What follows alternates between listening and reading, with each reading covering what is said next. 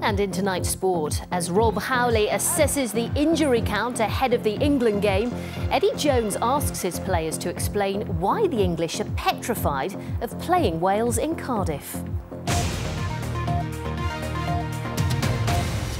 Good evening. Police investigating the shooting in Gwynedd say they're keeping an open mind as they investigate the circumstances surrounding Peter Colwell's death. 4 of his friends were arrested after the 18-year-old died in a pub car park in Llanbedrog in the early hours of Sunday, but they've been released on police bail. Our reporter Chris Dearden is in Llanbedrog for us tonight. Chris. Good evening. The police investigation continuing here 48 hours almost after the shooting at the weekend. And detectives say they're not looking for anyone else in connection with the incident, but it's still something which has left people here in Llanbedrog shocked at what's happened. Candles of tribute to a good friend. The village church in Llanbedrog was opened specially today for people who remembered 18-year-old Peter Colwell to pay tribute.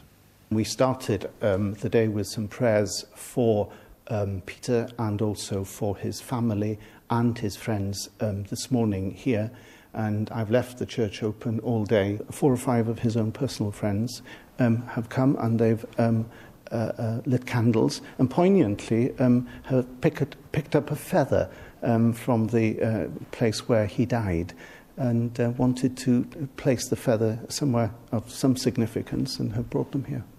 Others took to social media to express their shock at the death of a young man who was passionate about hunting. Peter Colwell came from Capel Uchaf near Clynogfawr, about 15 miles away. This evening his family are being supported by trained police officers. A statement from his former secondary school described Peter as a diligent pupil who won an award for best student in his final year and said they were deeply saddened by this tragic news, describing him as a quiet, pleasant pupil who gave of his best. Obviously a shock for something like this to happen in Llanbedrog, such a small, quiet village on the Llyn Peninsula. When I heard there was a gun involved, it was a great shock to me and everyone I spoke to. Roads were also closed in the village as police spent much of yesterday investigating. They were called to the car park of the Ship Inn at midnight midnight early on Sunday morning, where Peter Colwell had died from gunshot wounds. 4 men were arrested. Police say all of them are from the local area and all of them are friends of the man who died. They were questioned yesterday and today, but later released on police bail. But police say they're not looking for anyone else and want to reassure the community this was an isolated incident. A post-mortem examination will now take place and other experts will be consulted to establish how the gun came to be set off. People who've paid tribute to Peter Colwell on social media and the like have described this as a terrible accident. North Wales police say that for the moment they're treating this officially as a murder investigation, but they are keeping an open mind about the circumstances of just what went on. Chris Dearden in Llanbedrog, thank you. At the other end of the country, 4 children thought to be the youngest people in Britain to file a lawsuit are seeking more than £200,000 in damages from Swansea Council. Their lawyers claim the authority didn't protect them from their abusive parents. Our reporter David Grundy is outside the council headquarters for us tonight. It's very unusual for 4 children to be suing anyone, isn't it? It is very unusual, Jamie, and there's a department within the Ministry of Justice called the Official Solicitor, and it acts on behalf of those who are deemed too vulnerable to take out legal proceedings for themselves. Now, their lawyers are seeking damages for the 4 children, more than £200,000 from Swansea Council. I've seen court documents today which have been lodged with the Queen's Bench Division of the Royal Courts of Justice, and they say the authority should have done more to protect them from physical and emotional abuse and neglect at home. So what sort of abuse are we talking about here? Well, there's a series of allegations. Some of it is too harrowing to go into too much detail about, but the court documents show that the children were placed into foster care by the authority in 2013 and have been on the radar of social services for a number of years. Some of the details I can tell you about. One of the children saw their parents taking cocaine and missed school the next day because they'd been kept up all night. Concerns were also raised when one of the parents turned up drunk at school. There's details of another occasion when the mother had to be escorted to hospital by the police after refusing to let doctors see her baby who had breathing difficulties. It's also claimed that one of the children was drinking from baby bottles and wearing nappies at the age of 7. And where are the children now? Well, the children were eventually put into foster care by Swansea Council, but the lawyers say it should have happened much sooner than 2013. They're making this claim for personal injuries and say the claimants expect to recover over £200,000. It's not clear where the next hearing or when the next hearing will take place. Swansea Council, though, say it would be inappropriate to comment on the matter at this stage. David Grundy in Swansea, thank you. A man has died after he was hit by a lorry at a paper mill in Flintshire. Emergency services were called to UPM Shotton around lunchtime, but he was pronounced dead at the scene. A second man is being questioned by North Wales Police, and the Health and Safety Executive is investigating. A man has gone on trial accused of beating his girlfriend to death in a vicious attack that left her with multiple bruises and fractures. 24-year-old Jordan Matthews dialed 999 the morning after the assault in August, but Chinese-born Shishi B was pronounced dead shortly afterwards. Mr. Matthews from Cardiff admits manslaughter but denies murder. The trial continues. 1 in 10 libraries in Wales is run solely by community volunteers. That's according to research by BBC Wales, which found 30 of the 277 libraries here are currently run by local groups, with 8 more managed in partnership with communities. Well, it's been a day of jobs announcements around the country, including 100 jobs at BT's call centre in Swansea, 50 at a diagnostics firm moving to Crumlin, and 40 at a car parts firm in Mardy in the Rhondda. But it's not all good news. The Welsh Government failed to bring the aviation giant Boeing here. Its new centre of excellence will be going to Wiltshire instead. Our economics correspondent Sarah Dickens has the story. It may look like water, but this is an enzyme retrieved from cow pancreas, a vital raw ingredient in diagnosing human health problems. This company is expanding as the demand grows for diagnostic kits. What they produce here in Blaenavon is sold across the world to firms making the kits for anything from hospital blood tests to home kits for people with diabetes. It's a growing sector. It is destined to grow, so we're expanding into new markets like Asia and China.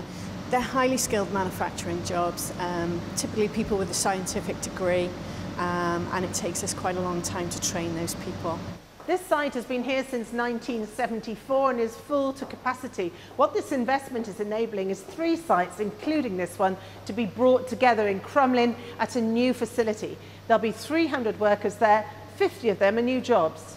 Just some of the 250-odd new jobs announced today by the Welsh Government. Across Wales, there are 24,000 more people working than a year ago, while unemployment is down by 15,000. But the weakness in the economy is that, unlike here, many jobs in Wales are low paid. The average wage in Wales is less than £500 a week. That's £46 a week lower than the average across the UK. At Glyndŵr University in Wrexham, they're training the engineers of the future. The automotive sector is important to Wales, not just the numbers of jobs, but the skills and wages. The Economy Secretary argues that the relatively small pockets of jobs announced today are important for communities. Now, what's important is once people access work opportunities, that they continue to develop their skills and also acquire more qualifications to rise up that escalator of economic activity to become more prosperous. But it's not all good news. Boeing, one of the world's biggest brands, has said in the last few days that it's not bringing a centre of excellence for its defence division to Wales. Instead of investment and skilled jobs near Cardiff Airport, it's chosen Boscombe in Wiltshire. We got down to the final 2. It was disappointing that we couldn't quite get over the line with on the Boeing opportunity. However, the fact that we reached that point demonstrates that we are ahead of most of the competition in most of the sectors. What we now need to do is make sure that we capitalise on those key strengths and attract more jobs. But as Wales continues to have the weakest economy in the UK, it's the quality of those jobs that really matters.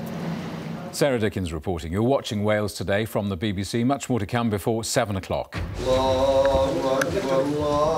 President Trump's travel ban boosts visitor numbers to mosque open days. That's according to the Muslim Council of Wales. And frost, fog, rain, sunshine and showers, plus a change in the weather pattern with cold winds on the way. Small dairy farmers in Wales are being urged to club together to help negotiate a better price for their milk. Union leaders are hoping the formation of a first so-called dairy producer organisation could help put the industry on a much stronger footing. It would involve family farms across the country joining together to talk with milk producers as one legal body. Our environment correspondent Stefan Messenger reports. There I go. Having done this twice a day, almost every day since he was 12, this will be the last time Ian Gethin from Cefn Coch Farm near Welshpool milks his cows. He's decided to sell his herd after being offered a price of 14 pence per litre for their milk. It costs him 24 pence a litre to produce it. Yeah, we're losing up to last couple of months milking, £3,000 a month. You can keep gambling for a few years and hope it'll come right, but at the moment I don't see the future there. So, yeah, it is very disheartening, but it's got to be done.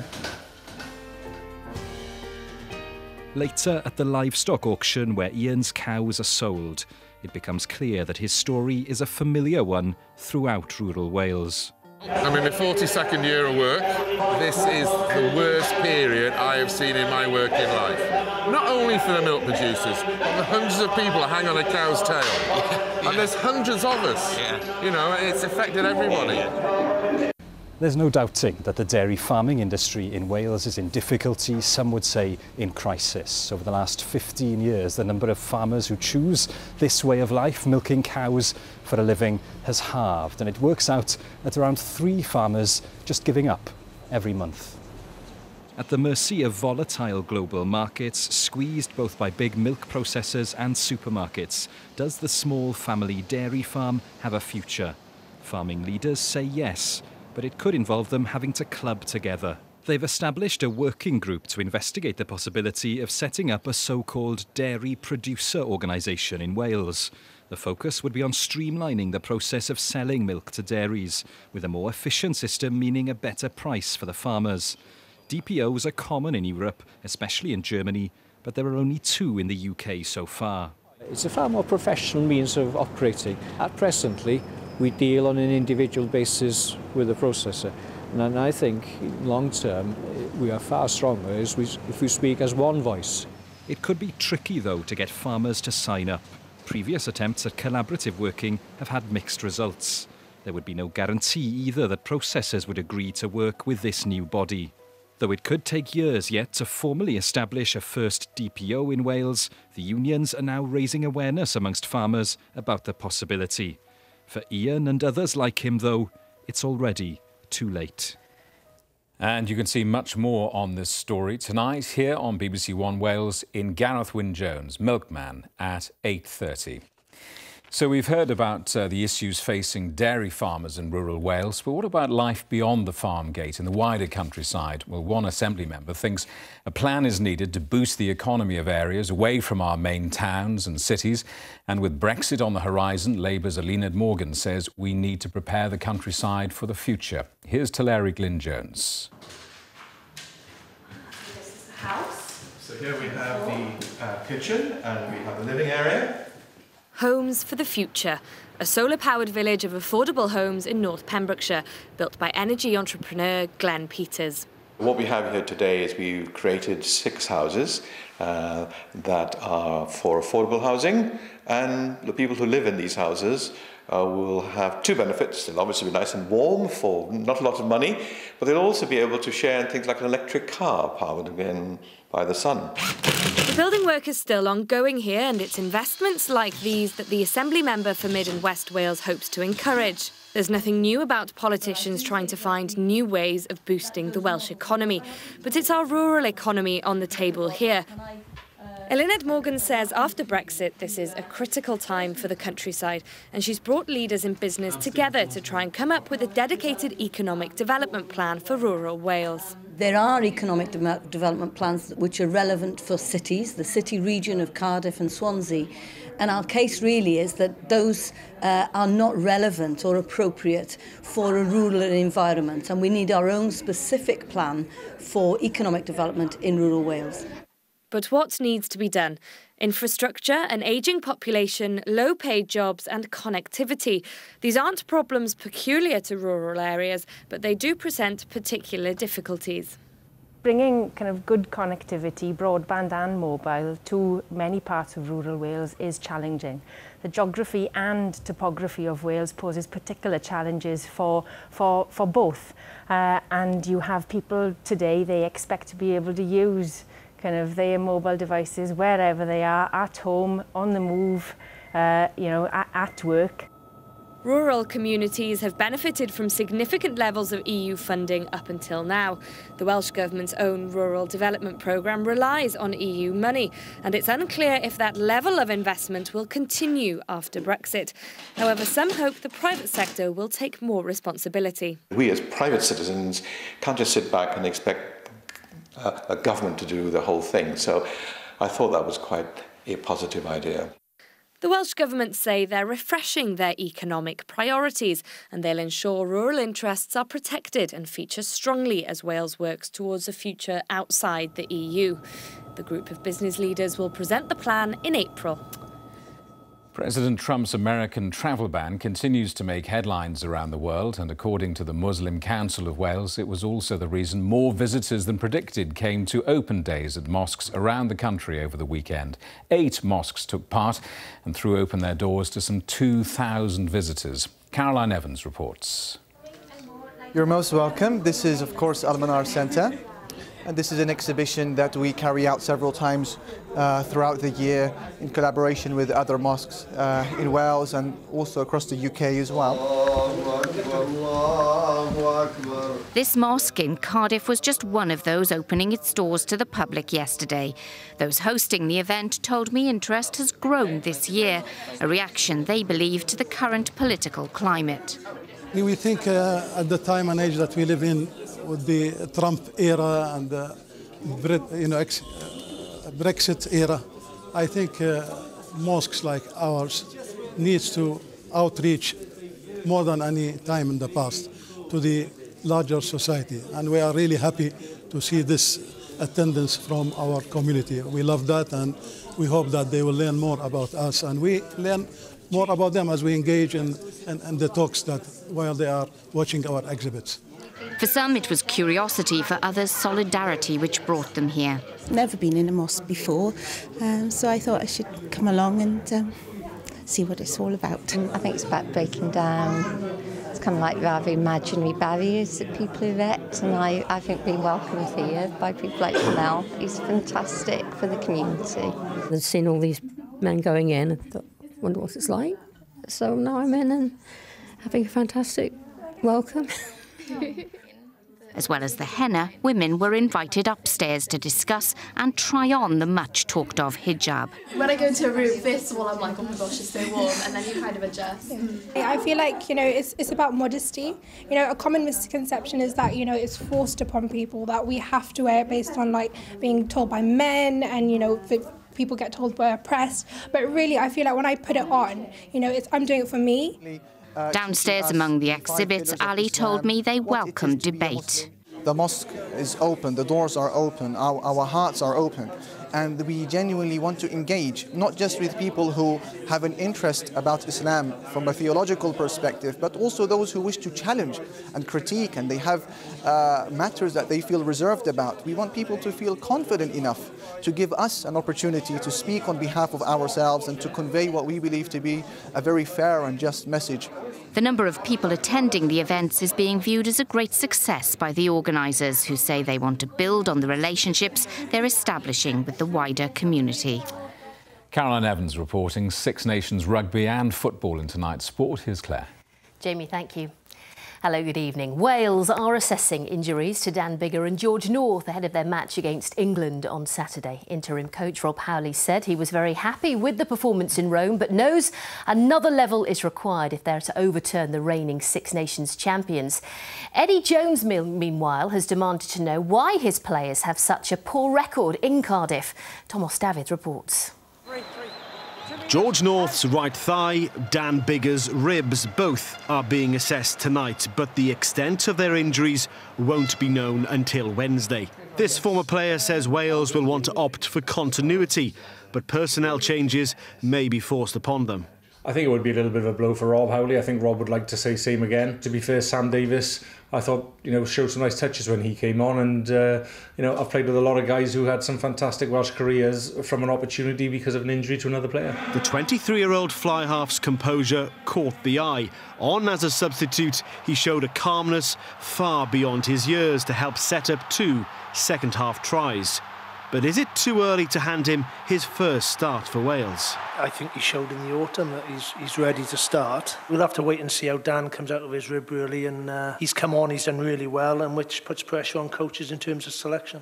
Notoriously slow starters in the Six Nations, it was Wales's first opening game victory for 3 years. But Rob Howley has demanded more from his players. Bigger challenges lie ahead. The defending champions started with a win too, but England were pushed right to the end by France.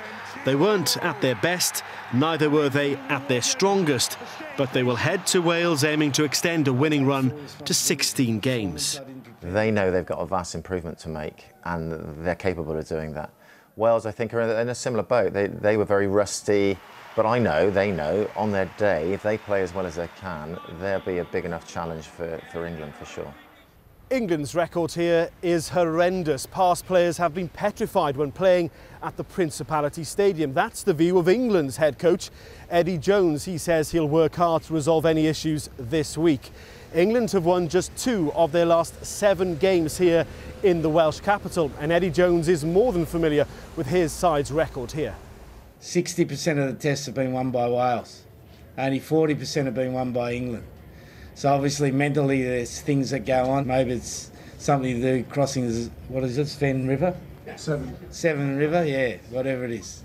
I used to be a geography teacher, I'll look it up. So back to school for Eddie Jones, and it will be back to work for Wales on Tuesday evening after 2 days off, before planning for this. The Games step up a gear next weekend. Tributes have been paid today to former South African captain Joos van der Westhuizen, who's died following a 7-year battle with motor neurone disease. Regarded as one of the finest scrum halves in the game's history, he played 6 times against Wales and never lost. Rob Howley paid tribute today, saying he was the best number 9 he ever faced. And the current Wales scrum half, Rhys Webb, said he was one of his heroes growing up, one of the greatest 9s ever. Football. Swansea City's head coach Paul Clement says his side can stay in the Premier League if they perform like they did in the second half of their loss at Manchester City yesterday. Gylfi Sigurdsson brought the Swans level after 81 minutes, but Gabriel Jesus scored in injury time to give the hosts the victory. We've done enough over the 90 minutes to warrant the draw, I think. I don't think we deserve to win the game. I think a draw would have been a fair result. First half, like I say, we were not good at all. Second half, I thought we were good. That's the positive we have to bring away from the game. The Football Association of Wales has confirmed that the second batch of tickets for Wales's World Cup qualifier against the Republic of Ireland sold out within an hour of going on sale today. 750 tickets were available. Wales have a total allocation of 3,300 for the match, which takes place on Friday, the 24th of March in Dublin. Now, it's been a bit of a moody Monday weather-wise. How's the rest of the week looking? Here's Behnaz. How is it then? Claire, we've had a bit of everything today. We started the day on a chilly note. We saw some fog, frost and some sunshine, and then came in the rain. And that's where we are tonight. It's a wet and windy night, but the good news is the rain is clearing. It has already cleared Anglesey and will continue its journey eastwards through tonight. And the winds will ease overnight once that front clears as well. Behind the front, a few isolated showers, but also a lot of dry weather, some clear skies as well. Overnight temperatures 2 to about 5 Celsius. Not as chilly as the night just gone. And the winds lighter, as I mentioned, by early hours of tomorrow morning. And then tomorrow, that front clearing. Behind it, a calmer day tomorrow. Still risk of a few showers, but also some sunshine to look forward to as well. So chilly start to our Tuesday morning. The best of the sunshine further inland. Showers gathering in the west and gradually making their way eastward. Some of those showers could be heavy, mixed with hail and thunder, and wintry on higher ground too. In between, if you're lucky, there'll be some sunshine to enjoy. The temperatures tomorrow 6 to about 9 Celsius, much lighter winds compared with today and coming from a southwesterly direction. Now, as we head into tomorrow night, more showers to come. Some of those showers could be wintry, but becoming drier into early hours of Wednesday morning, and a cold night tomorrow night underneath the clear skies. So we will see widespread frost forming, overnight lows 0 to about 2 Celsius, and the winds are light. By the time we head into Wednesday, it's a fairly quiet day. We can look forward to some sunshine, a few isolated showers, but largely it's a dry story. Temperatures will range between 5 to 8 Celsius. Another day where the winds are light and they're variable too. By the time we head into Thursday and Friday, an area of high pressure sitting over Scandinavia starting to control our weather, dragging in easterly winds. It will start to feel bitterly cold by the time we head into Thursday and Friday. A lot of dry weather to look forward to with it, but certainly you will need those extra layers by the time we head towards the end of the week. So as you can see, the temperatures gradually dropping by the time we head into Friday. A lot of cloud, but there will be some brighter intervals in between to enjoy as well. So looking much colder towards the end of the week, Jamie. Bernaz, thank you very much. And the headlines again. 4 men arrested after a man was shot dead in a pub car park in Gwynedd have been released on bail. 18-year-old Peter Colwell was found in a car outside the Ship Inn in Llanbedrog in the early hours of Sunday. The police say they're keeping an open mind as they investigate the circumstances surrounding his death. I'll have an update for you here at 8 o'clock and again after the BBC News at 10. That's Wales Today. Thank you for watching. From all of us on the programme, good evening.